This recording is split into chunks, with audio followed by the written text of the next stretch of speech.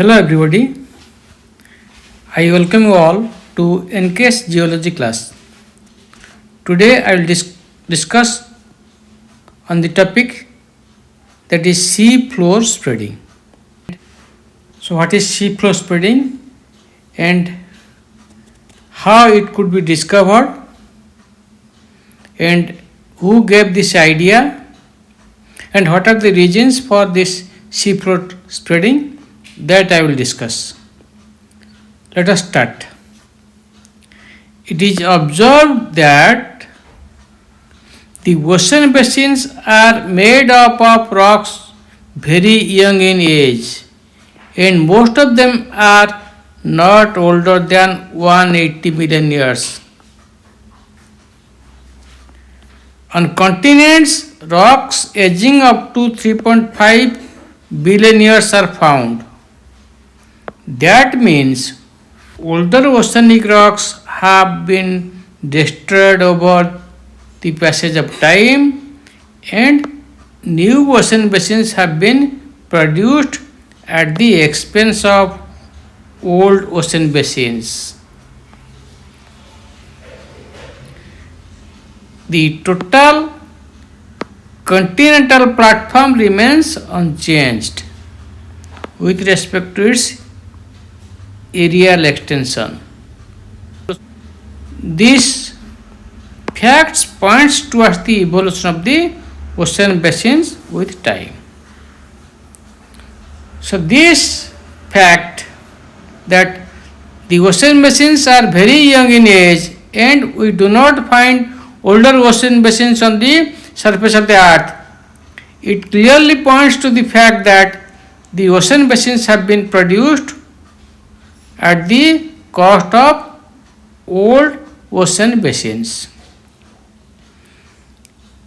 And this process confirms the fact that the ocean floors spread, ocean floors are generated, and this fact was observed by Professor Harry Hayes of Princeton University, who first formulated this hypothesis of sea floor spreading in 1960 by observing the oceanic rocks on both sides of the mid-Atlantic ridge in the Atlantic Ocean.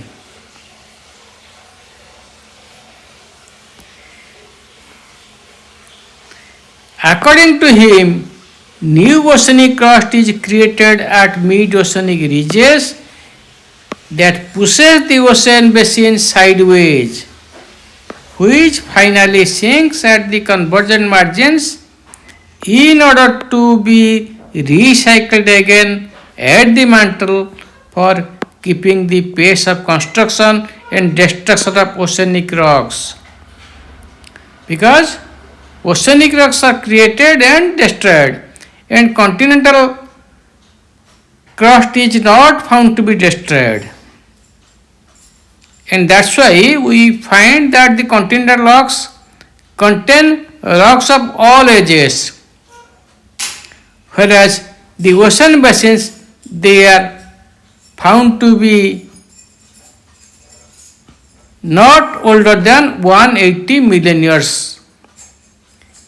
They show very young rocks or with zero age, that is at mid-oceanic ridges, and very old near the trenches, that may be 180 million years old.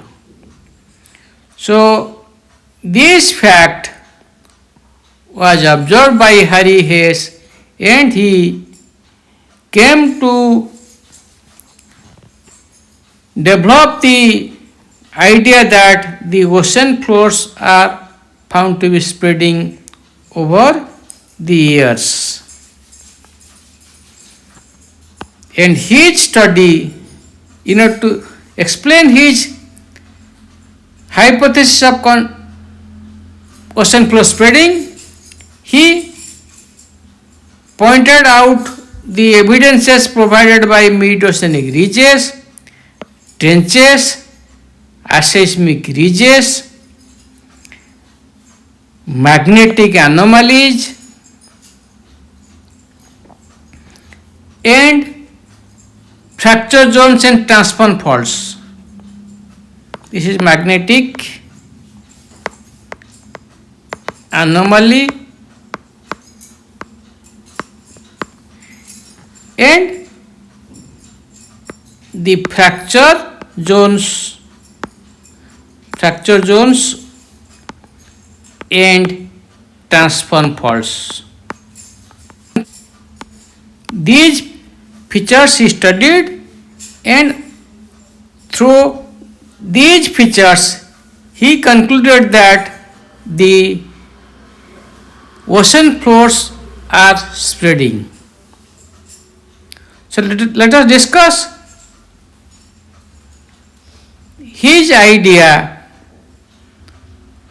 through these 5 features, that is mid-ocean ridges, trenches, aseismic ridges, magnetic anomalies, and fracture zones and fault zones, transform fault zones.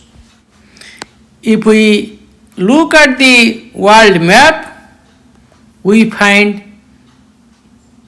that the oceans, they are presenting the oceanic ridges. This is the mid-Atlantic ridge, which is having its position almost in the middle part of the Atlantic Ocean. Similarly, Indian Ocean ridge, that is found in the Indian Ocean. And we have the East Pacific ridge present in the eastern part of the Pacific Ocean. And so these oceanic ridges, they at the sites where new rocks are being created, new oceanic rocks are being created. And along with the formation of these oceanic rocks, the oceanic crust is found to be shifted. It is found to be shifted in this way. So these are the oceanic ridges, and in the ridges, the oceanic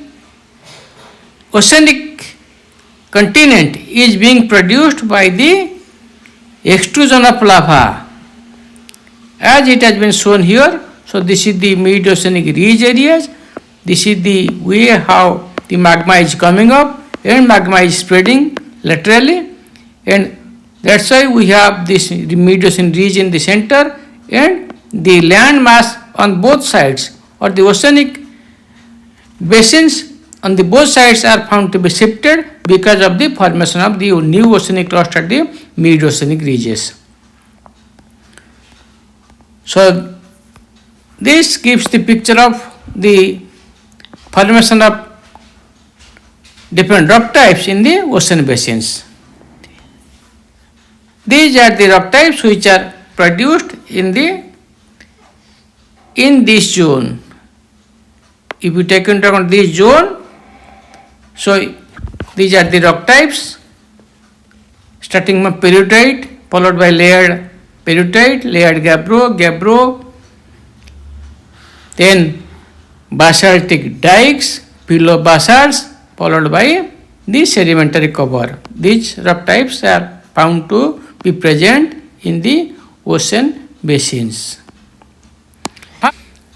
Now let us discuss the features that Harry has presented in order to account for his concept of seafloor spreading. First point that he presented is the mid-oceanic ridges. He concentrated his study over the mid-Atlantic ridge, and following are his observations. Ridge crests at the sides which are centrally sunken, presenting a rift valley, which owes its origin to mantle convection. This crestal valley is found to be filled up by basaltic lava that erupts through diverging plate boundaries. Thus, there is high heat flow at the ridge crest due to basaltic lava eruption through the diverging plate boundaries. And it is associated with decompressional melting of mantle rock. There occurs decompression, as a result of which mantle rocks are found to be melted along the ridge crest, producing mid-oceanic ridge basalts MORB that erupts at the oceanic ridges. The age of the rock types on both sides of the ridge axis gradually increases outward. Maximum age of the seafloor is found to be 180 million years. That is much away from the ridge near the convergent boundary zone or near the continental margin, where the age is found to be maximum and age is almost zero at the crests of the mid-oceanic ridges.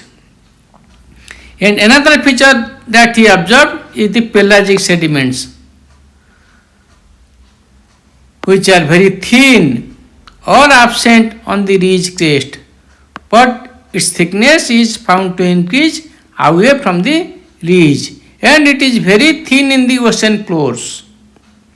If there would not have been creation of new ocean basins, then there would have been huge accumulation of very thick column of pelagic sediments on the ocean floor. But such deposits are not found. This thickness is very thin, conforming to recent evolution of the ocean floors. So thin pelagic sediments in the ocean basins and no pelagic sediment on the crests of the oceanic ridges, that confirms the fact that the ocean floor is being created and they are very recent in age. The width of the Atlantic Ocean, if it is studied, it grew to 5,000 kilometers over 250 million years. And this gives a spreading rate of about 2 cm per year. The above observation at mid-Atlantic ridge and at Atlantic Ocean points to the spreading of the Atlantic sea floor. Because if you take into account the Atlantic Ocean, on both sides of the Atlantic Ocean, at the continental margins of Americas and that of Europe and Africa, there are passive margins. There is no active margin present on both sides of the Atlantic Ocean. And the Atlantic ridge is being created in the central portion of the Atlantic Ocean. As this ridge is being created, it pushes the two oceanic plates sideways. Thus, it confirms the fact that the ocean floor of Atlantic Ocean is expanding. This fact was observed by Harry Hess, and on the basis of this observation, he gave his concept that the ocean floors are spreading with time. His next study was concentrated on the trenches. He studied the oceanic trenches to support his hypothesis of seafloor spreading. Following are his observations. There is negative gravity anomaly over the trenches. That means there is a force acting at the trench to pull the oceanic plates down in order to be assimilated at the mantle. There is very low heat flow at the trenches. So, oceanic rocks are cool and dense and they are found to descend down along the trenches. Another fact is that earthquakes ranging from very shallow focus to deep focus are concentrated on Benioff zone over the descending plate. So the descending plate becomes this focus for the origin of the earthquakes. It results due to subduction of the oceanic plate and its resistance with depth, and therefore the earthquakes are originated over this surface of the subducting oceanic plate. So Benioff zone is found to be there over the subducting plate, and the oceanic plates,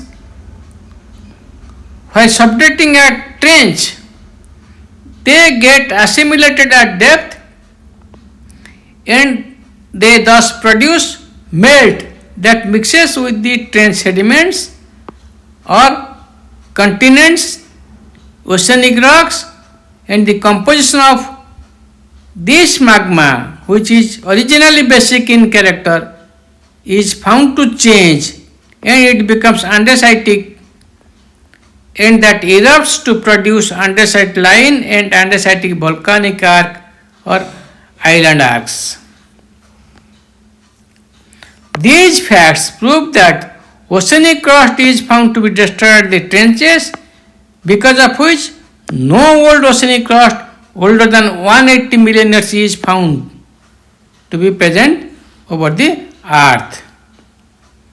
Thus, Harry Hess pointed out that new oceanic crust is being created at the mid-oceanic ridges, and the old oceanic crusts are being destroyed at the convergent margin, particularly with the continents through subduction.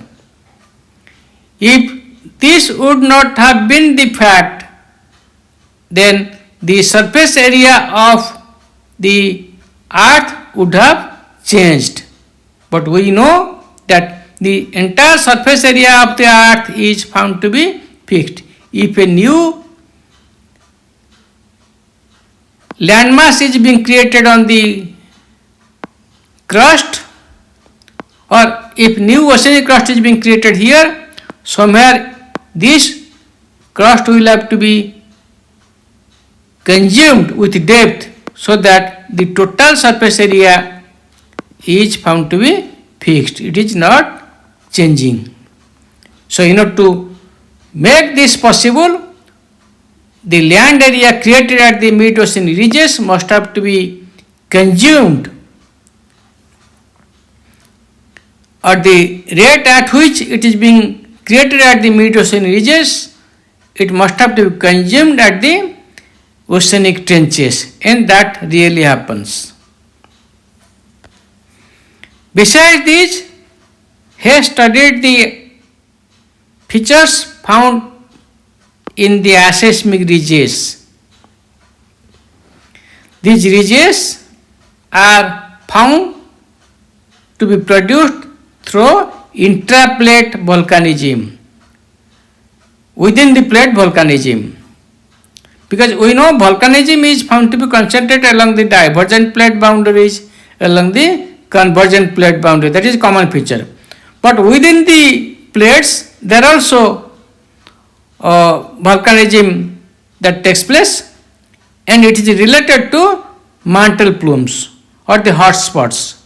So intraplate volcanism that takes place to produce volcanic mounds, it is found in many places about the earth's surface. It may be within the oceans, it may be over the continents.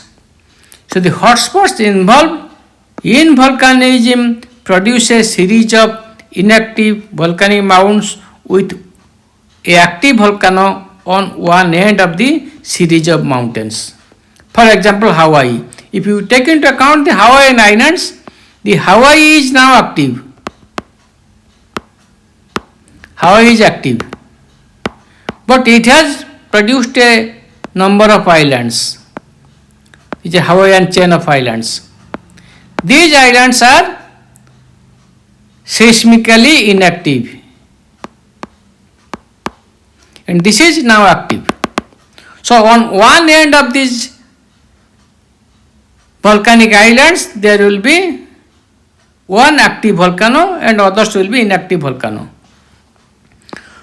So the orientation of such series of mountains, these series of mountains, they identify the direction of migration of the associated plate. If it is Hawaii and these are the volcanic mounds that have been produced with time, with passage of time, then these volcanic mounds, they indicate that the Pacific plate has moved along this direction. Along this direction. The direction that these volcanic mounds they produce. And through this process, the subduction occurs along the continental margins of Eurasian plates by the Pacific plate. So there occurs consumption of the oceanic plate or melting of the oceanic plate at the convergent boundary or at the trenches. So it will lead to the consumption at the trenches. So these mounts, they indicate that the motion of the lithospheric plate occurs, and through this process, this subduction occurs at the convergent boundary zones. So according to Hess, the erosional volcanic mounds that are found on the ocean floor with flat top, they are said to be goyards and they are mostly aseismic. These mounds, by their very occurrence in series, support the fact that the sea floor is spreading, because the plate is moving in certain direction away from the ridge axis. That supports the fact that the sea floor is spreading or expanding. So the aseismic ridges, features at the convergent boundaries, features at the diverging boundaries, they support the fact that the ocean floors are expanding. Besides this, Hess concentrated his study over the study of the seafloor rocks on both sides of Atlantic Ocean, on both sides of the Atlantic ridge in the Atlantic Ocean, and he calculated the age of the rocks on the basis of the magnetic minerals present in the newly formed oceanic crust on both sides of the Atlantic ridge. He found that rock types of same ages are symmetrically placed on both sides of the mid-Atlantic ridge, as if they are the mirror images of each other. If here it is the ridge, on both sides symmetrically the new rocks have been produced. So they behave as if they are the mirror image of each other. That means the sea floor is expanding on both sides from this mid-Atlantic ridge.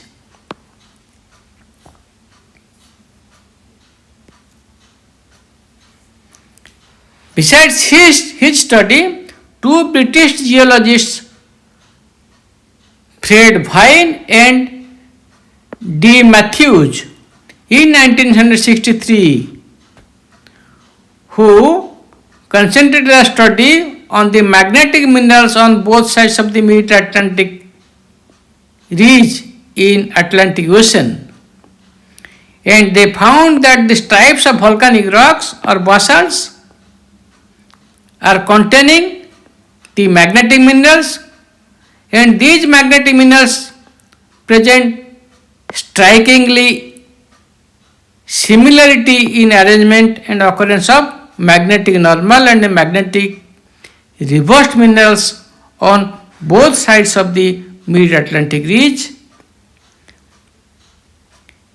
and the magnetic field was detected by them to be very high or positive. Magnetic anomaly was detected over the magnetic minerals showing magnetic normal polarity, and negative gravity anomaly or low magnetic field were observed over the magnetic minerals which possess reversed polarity. Thus, it is to be mentioned that Earth's magnetic polarity changes in more or less definite time intervals, and that has been detected by the formation of the new oceanic crust at the Mid-Atlantic ridges through these magnetic minerals contained in the newly created crust on both sides of the Mid-Atlantic ridge. The studies have been made over these magnetic minerals of the ocean basins on both sides of the Mid-Atlantic ridges, and following magnetic scale up to Pliocene age have been found out. Brunel's normal, that means magnetism with normal polarity, that ranges up to 0.7 million years from present. So now the Earth is passing through Brunel's normal magnetic field. Then from 0.7 million years to 2.5 billion years back from the present, the Earth was experiencing a reverse magnetic polarity. That means the present North Pole was the position for the South Pole, and the present South Pole was the position for the North Pole. Similarly, from 2.5 to 3.3 million years ago, the Earth was facing Gauss normal magnetic period, and before 3.3 to 4.5 billion years back, Earth was experiencing another reversal phase which is called Gilbert reversed polarity. So, the stripes of volcanic rocks with these magnetic normal reverse, they are detected in the Mid-Atlantic ridge on both sides or in ocean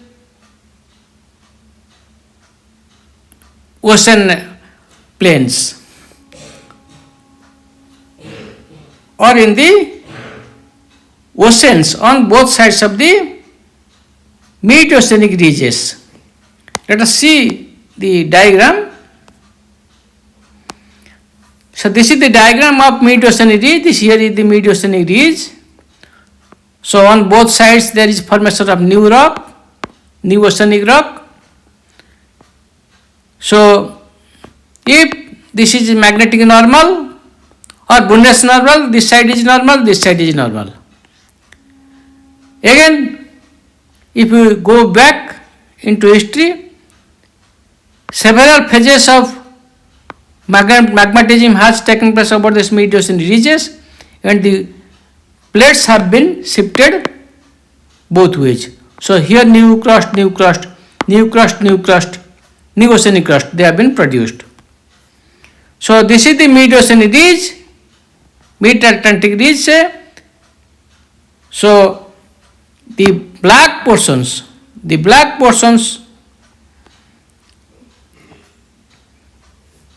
they show, or the shaded portion they show normal polarity. So here is normal polarity, here is normal polarity, and the white portions they show reverse magnetic polarity.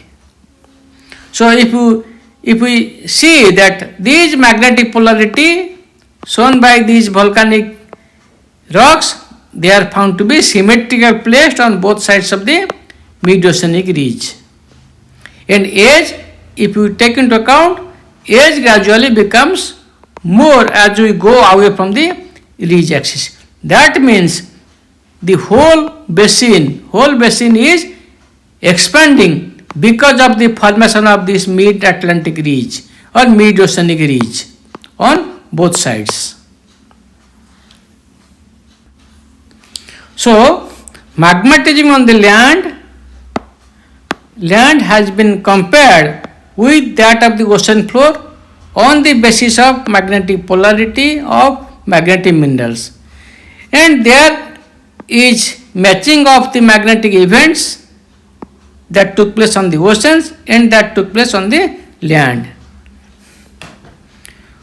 So the similarity in age of rocks on both sides of the mid-oceanic ridges point towards the fact that the ridge is causing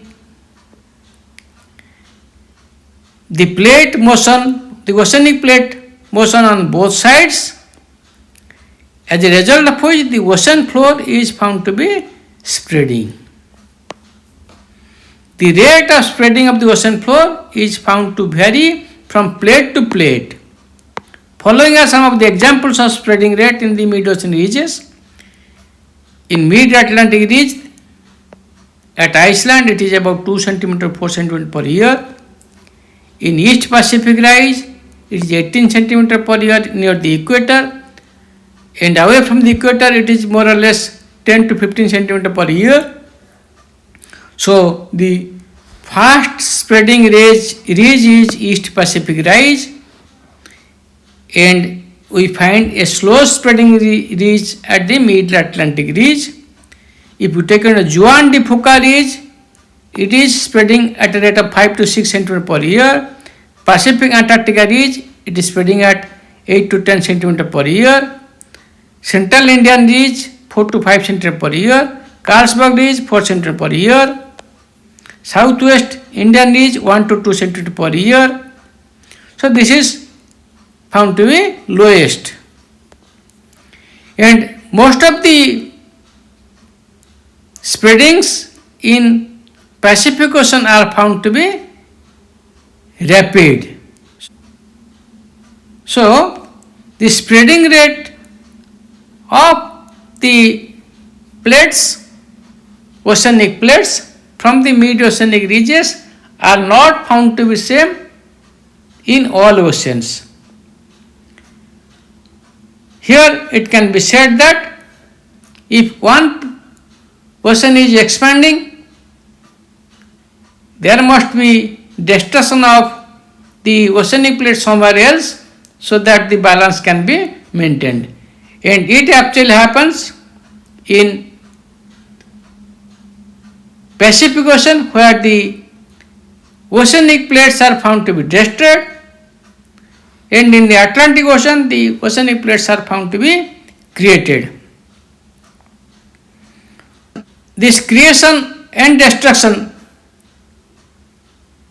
that takes place through the lithospheric plates, that requires another feature, that there must be sliding part of plate across one another along the transform faults.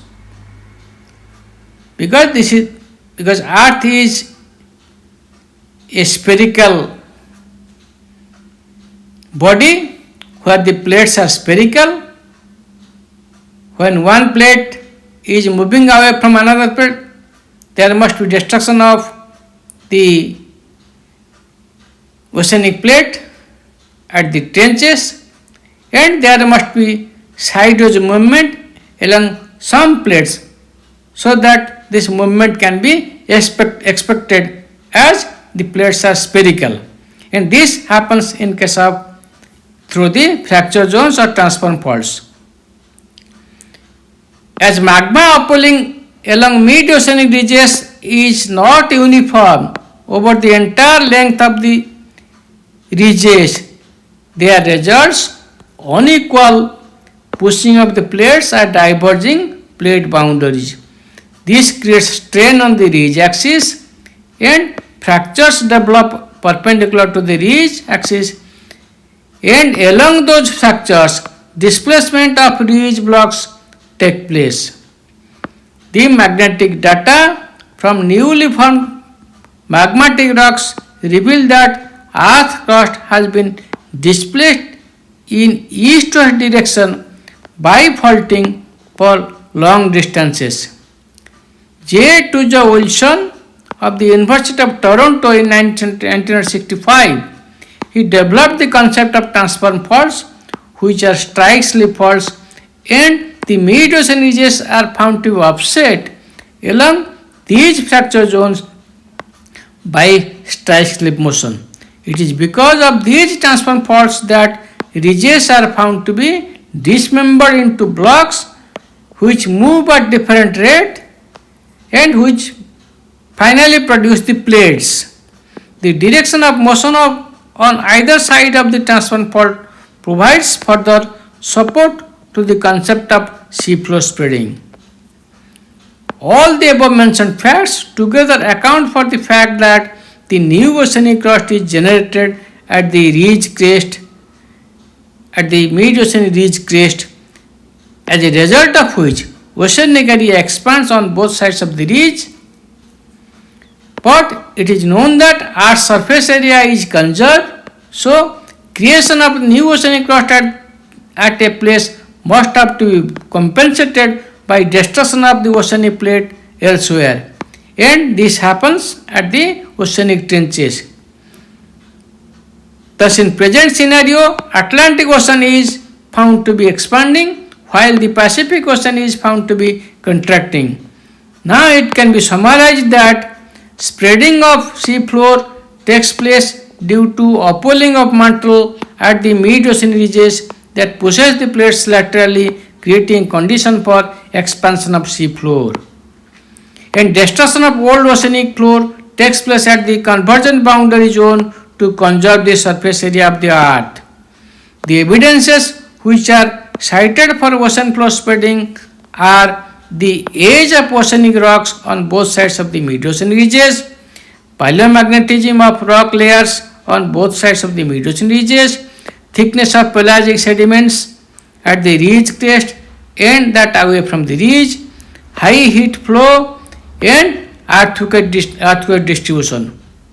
So all these features, they confirm the fact that the new oceanic crust is always created at the ridge crests or at the mid-oceanic ridge crests, and destruction of the oceanic plate takes place at the trenches. The oceans which face the formation of new oceanic crust along with the spreading of the two plates away from the ridge that may contribute towards seafloor spreading. And similar thing occurs in other oceans also, but there are oceans which are only having the divergent plate boundary where the new oceanic crust is being created, and there we can say that the ocean is expanding, when that is happening in case of Atlantic Ocean. But when you take the case of Pacific Ocean, the ocean floor is expanding no doubt, but the expanding oceanic floor is found to be consumed at the oceanic trenches because all along the boundary of the Pacific Ocean, there exist the oceanic trenches where the newly created the oceanic crust is found to be destroyed. And if you take into account the global average, the rate at which the oceanic crust is being created at the mid-ocean ridges, at the same rate it is found to be consumed at the oceanic trenches, so that the total area of the earth, total surface area of the earth is found to be conserved. That's why if we think that ocean floor is spreading in some ocean, there must be destruction of oceanic plates at the convergent boundary zones in order to make in order to conserve the surface area of the earth. So the expansion of the sea floor is side by side going through the destruction of the oceanic floor. And this is a common feature because of which the land masses are found to, or the continental land areas are found to shift, found to be dismembered and found to be united together, as it has happened on many occasions over the Earth's history. And the last unification of the plates were to form Pangaea, and now this supercontinent Pangaea has been dismembered through rifting, drifting, and the process of closing of sea has started, and a final stage will come when all the continents will be together to form a single landmass, as it has happened in the past. And each cycle takes around 500 million years, which is called as a supercontinent cycle, and that is possible because of rifting and drifting and expansion of sea floor and contraction of sea floor.